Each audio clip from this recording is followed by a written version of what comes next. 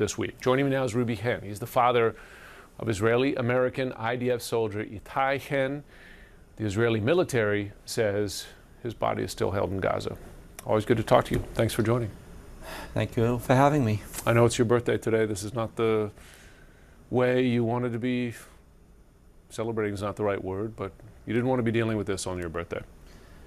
No, this is the second, birthday of mine. It's been 640 days, which is 21 months. And we just feel it's time. Like when you look at the bigger picture, the Middle East is at an inflection point, a historical inflection point. What happened with Iran, with the Hezbollah in Lebanon, with Hamas. Now's the time to cut a deal out of strength and build something that has a permanent future, vision. And the bottleneck to making that happen is the hostage deal in Gaza. Yeah. And we hope that this is what is going to happen today. We are hearing positive signs coming out that we hear where Mr. Witkoff might be heading out again to the region. And it all kind of comes together to say that the United States has strategic interests in the Middle East.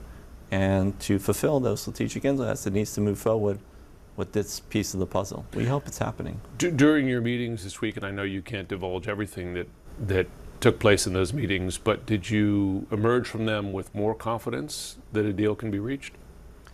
Yes and no.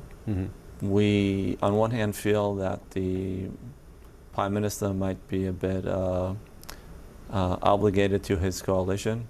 And for that, we do not see a deal for the last hostage. And I have to say, Jim, we are scared. Like there are 2 U.S. citizens that are still being held hostage. And we just don't know, where they fall inside of this deal. And I think this is why we're here, to tell to the President of the United States, Mr. Steve Witkoff, there is an obligation. 12 U.S. citizens have come out. We've seen all the Russians come out, hostages. We've seen all of the Thai hostages come out. We've seen all of the Argentinian hostages come out. How is it that we still have U.S. hostages? And we hope to believe that the President is aware of that fact. Idan Alexander came out about a month and a half ago. And we were told then by Steve Witkoff, it just wasn't our time. I think now's the time. Yeah. Are you surprised it took this long? And do you feel that there is leverage that President Trump has not exercised over the Israeli Prime Minister to get the Americans out, including your son? Well, I think that there are a number of levers that were not used sufficiently enough. We heard from the Prime Minister, more military pressure will bring Hamas to a deal. Well, that hasn't happened for 21 months. Economic pressure. I've been multiple times at OFAC, at Treasury. We've only seen some sanctions coming out, economic sanctions. We do not see Europe adopting those sanctions, which is a very difficult thing to see. Iran is still able to generate capital, money, selling oil through different places inside of Europe. So it can't just be the United States that is putting pressure. We need to see our allies inside of Europe. It's very difficult to say also Turkey is a financial hub for moving money. And they are a NATO ally, and they need to decide what they are.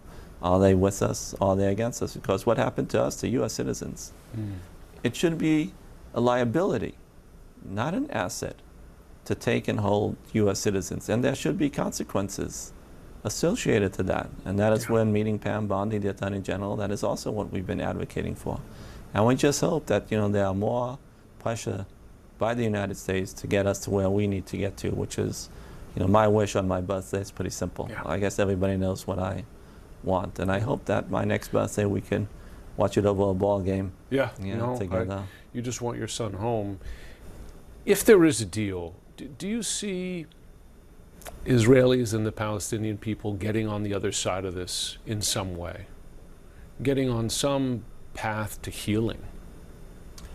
I think it's a prerequisite to get to that healing process. Also for the state of Israel, the Israelis have been stuck in this place for a long time because all of the nation has been wanting to see the last of the hostages coming out. And it's unfortunate that when you look at the components of the deal that is being talked about in the media, it looks pretty similar to what we saw in May 24. And you're saying, okay, been on the table for months, yeah. So what's the delta? What is different now that it wasn't a year ago? And I think now maybe the Prime Minister feels that now he has the political components that he was looking for, which is highly unfortunate for us to feel as families that we will compromise. Because this is not the best deal out there, Jim.